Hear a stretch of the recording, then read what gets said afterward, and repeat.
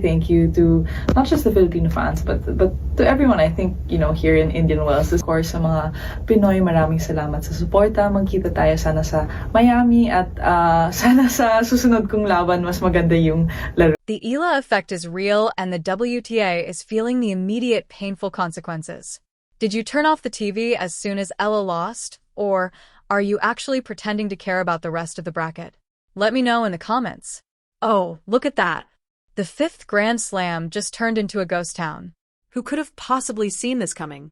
Aside from every single person with an internet connection in the Philippines and the entire diaspora, the WTA is reportedly in a state of absolute shock, which is executive speak for, "We forgot that one player was carrying our entire 2026 Q1 engagement on her back."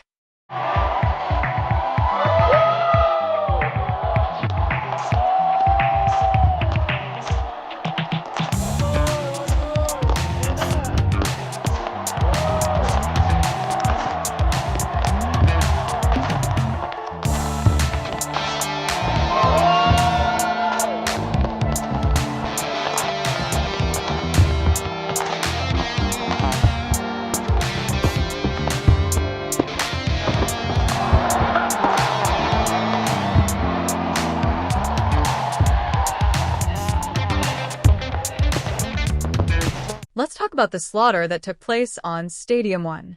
Our superstar Alex Eala went up against world number 14 Linda Noskova. Now, the organizers were so proud of themselves they gave Ella priority. They put her in the 16,100 capacity Stadium 1, the second largest tennis-specific stadium on the planet. They even bumped American favorite Amanda Anisimova over to Stadium 2 just to accommodate the Yele hype. It was a brilliant business move for exactly 56 minutes, because that's how long it took for Noskova to remind everyone why she's ranked 14th.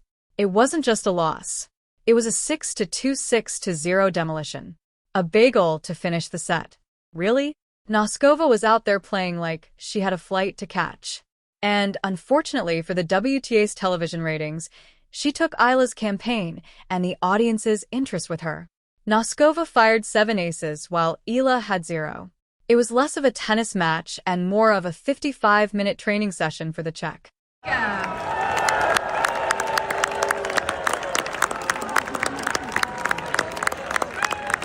now, ladies and gents, she is from the Philippines. Let's welcome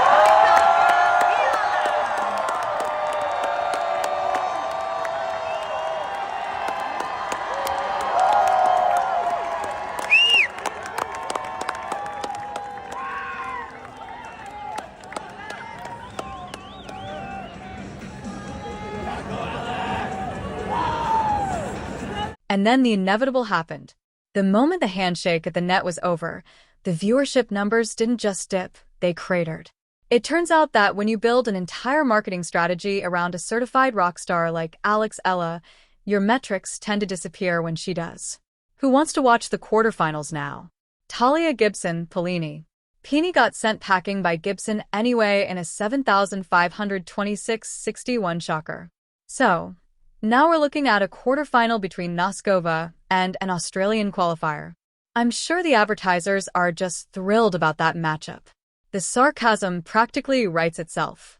The tournament organizers are probably staring at their Stadium 1 empty seats today, wondering where all those screaming fans went. Maybe they went back to the practice courts where hundreds of people were literally ignoring Alexander Zverev and Taylor Fritz just to watch Eala tie her shoelaces. Let's look at the other big match that happened. World number 1. Aryna Sabalenka finally beat Naomi Osaka. It took 6 years, a maternity leave, and Osaka feeling flat-foot for it to happen. Sabalenka won 62, 6 feet 4 inches, and even she admitted that she only started doing better once Naomi got pregnant. How's that for a vote of confidence? Sabalenka is out here winning 70% of her service points. But does anyone care? Not really. The narrative shifted to Eala the moment she stepped onto the California hard courts. Even the veterans are noticing. Novak Djokovic commented earlier this year about the Yele effect after the Australian Open ticketing chaos. He said having too much of a crowd is a good problem. Well, Indian Wells just found out what the bad problem looks like having a crowd that only exists for one person. Yaya is leaving California with a new career high ranking of world number 28. She's happy. She's leaving with happiness. The WTA, however, is leaving with a massive hole in their viewership data. Remember when she beat Diana Estrika in that Marathon 3-set opener?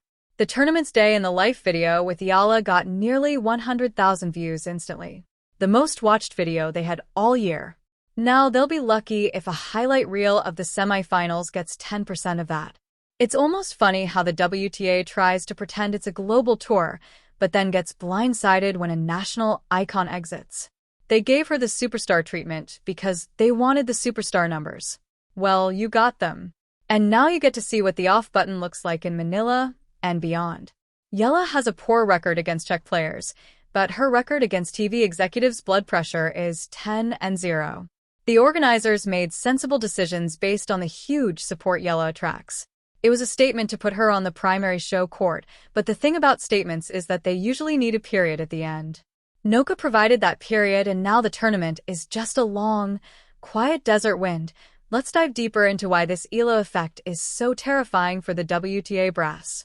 When you look at the YouTube analytics for the BNP Paribas Open channel, it's a graveyard of 2,000 view highlight clips. Then you hit the YLA videos and suddenly it looks like a Mr. Beast upload.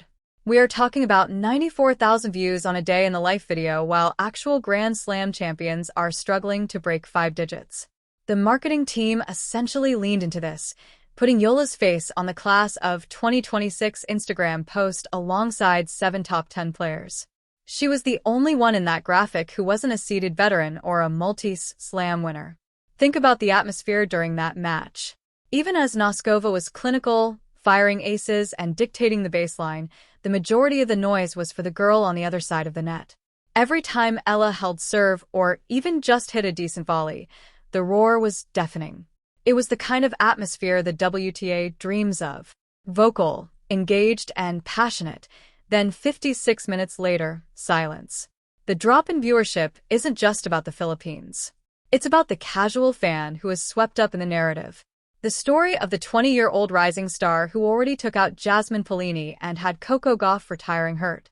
People love a giant slayer, but when the giant slayer gets bageled by a 14th seed, the casual audience moves on to the next viral moment. Meanwhile, we're left with the logic of the draw. Sabalenka is dominating.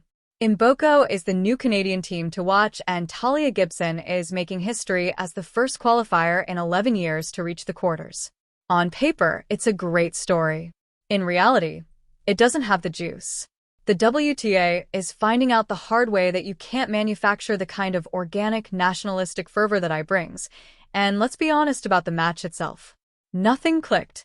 Eala herself said she couldn't find her groove. It was a tough pill to swallow for a player who has been on a meteoric rise, jumping from 140 to 32 and now to 28 in a single year. But while she looks toward Miami to regroup, the Indian Wells broadcasters are looking at their plummeting graphs and wondering how to sell a Noska Gibson quarterfinal to a global audience. The sarcasm here is that the WTA actually thought they were in control of the narrative. They thought they were using Eala to boost the tournament. It turns out Eala was the one providing the tournament with its only real pulse. Now that the pulse is gone, we're back to the same old faces and the same old patterns. Sabalenka will probably win, the stadium will be half full, and the shock at the WTA offices will continue until the next time a Filipina star enters the draw. Consider the sheer gravity of this market shift. We are seeing a player who hasn't even won a WTA title yet, pulling bigger crowds at her practice sessions than Alexander Zverev. It's almost comical. You have top 5 players walking around the grounds like ordinary tourists because everyone is busy queuing for a selfie with the world number 32. Tournament director Philippe Dor admits they love every minute of it and promote it. But do they actually know how to sustain it once she's out? The numbers suggest no. When Ella was playing late-night matches on Stadium 3 earlier in the week, the lights stayed on and thousands of fans stayed in the cold just to watch her grind out 3-setters. Now, the night sessions on Stadium 1 look like a very expensive library. It's a reality check for a sport that has long struggled with star power in the post-Serena era. They found a star, But they didn't realize she came with an entire country that would collectively switch off the TV the second she stepped off the court. And let's talk about the learning experience. Eala says she leaves with happiness. She's $15,720 richer, about 6.3 million pesos for those keeping track at home. She's finally cracked the top 30. But for the WTA, the learning experience is much more painful. They've learned that their global reach is actually just a collection of very specific fan bases. When you lose the one that's doing the heavy lifting, your global sport starts looking very local very quickly. We saw this coming in Dubai. We saw it in Doha, and we saw it in Melbourne. The Eala effect is essentially a mobile earthquake. It shows up, shakes everything up, breaks a few records, and then moves on to the next city. Miami is next on the list. Eala has huge points to defend there, 390 points from her miraculous run last year. If she fails to reach the semis, her ranking will drop. We'll play, and our daughter said, "Well, Mom, I'm playing doubles tomorrow. You know that." Oh. Oh, that's so well done.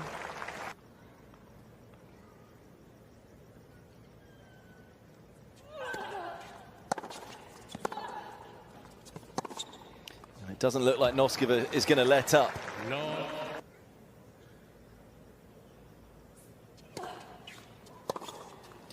No issue there, though. Yep.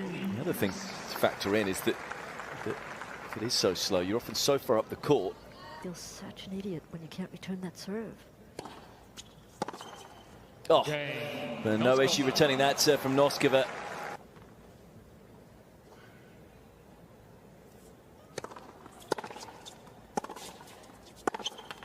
What a performance from Linda Noskova. Battle between two young, talented players. But only one really rose to the challenge. Disappointment for Alex Eala. It's been a good tournament for her. Moving inside the world's top 30 for the first time in her career. But it's Noskova who moves on. A simply devastating display of attacking brilliance. It's the better of Eala. 6-2, 6-love to make the quarterfinal. If she succeeds, the WTA gets another 2 weeks of inflated numbers. It's a high-stakes game of keep the star in the bracket. But in Indian Wells, that game is over. The tennis paradise just became a tennis purgatory for the marketing department. They played their Eala card too early, and now they're holding a handful of unranked qualifiers and consistent but boring veterans. It's a masterclass in how fragile modern sports viewership really is. One player goes home, and the party ends. What's the WTA's plan now? Are they going to try and convince the millions of fans who are watching EA that they should stick around to see Linda Noskova's baseline consistency? Good luck with that. Noskova is a great player, world number 14 for a reason. But she doesn't have a 100 million strong nation treating every point like a World Cup final. The irony is that the tournament organizers did everything right from a business standpoint. They prioritized her. They featured her. They marketed her. They just forgot that in professional sports, the unpredictable part is the only thing you can't control. Noskova didn't get the memo that she was supposed to be a supporting character in the Alex Eala movie. She showed up and played the villain role to perfection, delivering a clinical beatdown in under an hour. Now, the WTA is left staring at the wreckage of their viewership stats. The class of 2026 Instagram post is still there, looking slightly awkward now that the main attraction is already on a flight to Florida. It's a harsh reminder that you can build the biggest stadium in the world, but you can't force people to sit in it once the person they came to see is gone. Better luck next year, Indian Wells. Maybe next time you can pray for a draw that keeps the national treasure away from the Czech power hitters for a few more rounds. Until then, enjoy the silence. It's the sound of a million television sets being turned off at once. The desert just got a whole lot quieter, didn't it? If you think the WTA is sweating these numbers as much as I do, hit that like button right now. Don't forget to subscribe so you don't miss the next time a single player breaks an entire tournament's algorithm. Seriously, sub up. The drama is only getting started as we head toward